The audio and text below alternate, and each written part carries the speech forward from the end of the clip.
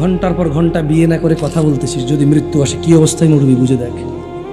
ছোট ভাই আমার, ভাবির পিছে যে ঘুরতেছিস, ওর রুমে যে ঢুকছিস, এই অবস্থা যদি মরে যাস কি হিসাবে মরবি ভেবে দেখ।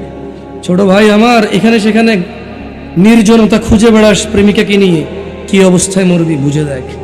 বোন আমার, হাজব্যান্ড ডিউটিতে গিয়েছে অথবা বিদেশে আছে, তুমি অন্য পুরুষের সাথে সময় কাটাতে তোমার ভালো লাগে, বুঝে দেখো যদি মালাকুল মাউত মৃত্যুর ফেরেশতা আসে, তোমার ওই ফজর পড়া, ওই জোহর পড়া, ওই তোমার হজ করা, ওই তোমার সদকা করা, ওই তোমার দাড়ি রাখা, ওই তোমার টাকনুর উপরে প্যান্ট পরা, ওই তোমার কোরআন মুখস্থ করা, ও তোমার কোরআন তেলাওয়াত করা, ও তোমার এরকম ওয়াজের খরচ চালানো, সাদাকা করা, ইয়েতিম খাওয়ানো, ভালো কাজ করা, মা বাপের সেবা করা, বুঝে দেখো যদি তুমি জানা অবস্থায় মৃত্যুবরণ করো, মূলত তোমার ওই সময়টা ঈমানই থাকে না। কি থাকে না?